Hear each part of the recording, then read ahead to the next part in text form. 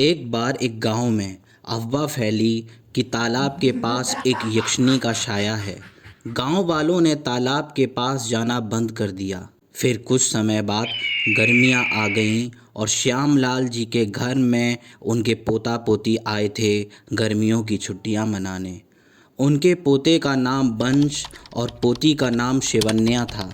बंश 8th class में था और शिवन्या 9th क्लास में थी। शिवन्या बहुत ही सुंदर थी।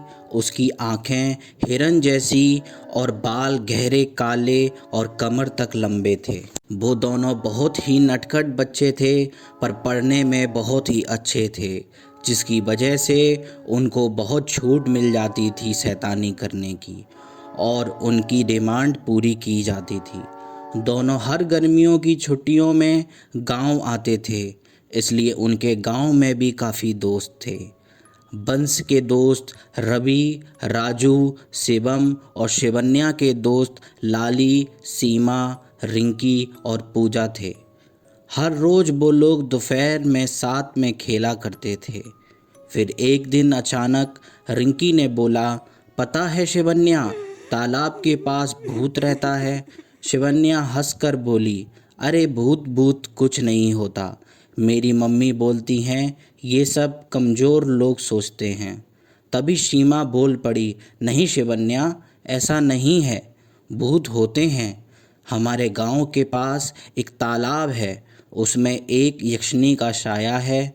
बोलते हैं जो भी वहाँ 12 बजे के बाद जाता है वो सुबह वहाँ मरी हालत में मरा मिलता है, और वो भी बिना कपड़ों के। ये बात सुनकर शिवन्या ज़ोर ज़ोर से हंसने लगी और बोली, अच्छा, तो भूत अब नंगे भी करने लगे हैं। ये कौन सी पावर दिखा रहे हैं आजकल के भूत।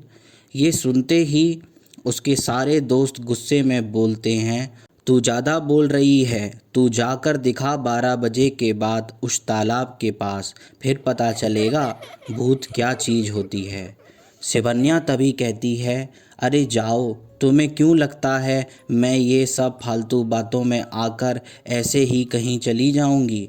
और हंसते हुए वो बोली, चलो अब घर चलते हैं, शाम हो गई है, दादी भी बुला रही हैं घर। तभी बंश आ गया वहाँ और उसने बोला, दीदी घर चलो, दादी बुला रही हैं। फिर शिवन्या अपनी सभी दोस्तों को बाय बोलकर घर चली जाती है। शिवन्या और बंश घर जाते ही हाथ पैर धोकर दादी के पास मंदिर में बैठ जाते हैं शाम की पूजा के लिए। पूजा के बाद शिवन्या दादी से पूछती है, दादी, क्या भूत जैसी कोई चीज़ भी होती है। दादी हंसकर बोली, बेटा, अगर भगवान है तो शैतान भी है, नहीं तो भगवान को लोग क्यों याद करेंगे। जैसे बुराई है तभी अच्छाई है, नहीं तो अच्छाई की क्या वैल्यू रहेगी। ये बात सुनकर शिवन्या को रिंकी और सीमा की बात सच लगने लगी थी, पर उसे अभी भी यकीन नहीं था। तभी दादी ने बोला, चलो बच्चों, खाना खा लो, आज तुम दोनों की पसंद के आलू पराठे और आम की चटनी बनाई है। ये सुनते ही दोनों के मुंह में पानी आ गया और वो दोनों फटाफट खाने को बैठ गए। खाना खत्म होते ही दादी ने बंश और शिवन्या को रूम में सुला दिया। थोड़ी ही देर बाद बंश उठकर बोला, मैं दादी के पास सोने जा रहा हूँ। शिवन्या ने कहा, ठीक है, जा डरपोक, और शिवन्या सो गई। फिर अभी रात के 12 ही बजे थे कि कुत्तों के भौंकने की आवाज़ सुनकर शिवन्या की नींद खुल गई और वो उठकर बैठ गई। उसके बाद वो आंगन में पानी पीने गई। पानी पीते हुए उसे खिड़की से कोई जाता दिखाई दिया। उसने जाकर देखा तो कुछ नहीं दिखा। फिर जैसे ही वह मुड़ी तो फिर से उसे कुछ महसूस हुआ। इस बार उसने मुड़कर देखा तो दूर उसे लगा जैसे सीमा कहीं रात को जा रही है अकेले।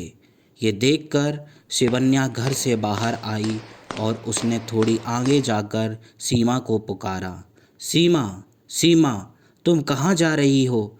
इस वक्त पर उसने कोई जवाब नहीं दिया और वो उसके पीछे भागी। उसे लगा सीमा ने उसकी आवाज़ नहीं सुन पाई। जितना शिवन्या भाग रही थी उससे 2 गुनी आगे सीमा जा रही थी। शिवन्या चिल्ला रही, सीमा रुको, कहाँ जा रही हो? पर सीमा नहीं रुकी और थोड़ी देर में सीमा उसकी आंखों से ओझल हो गई।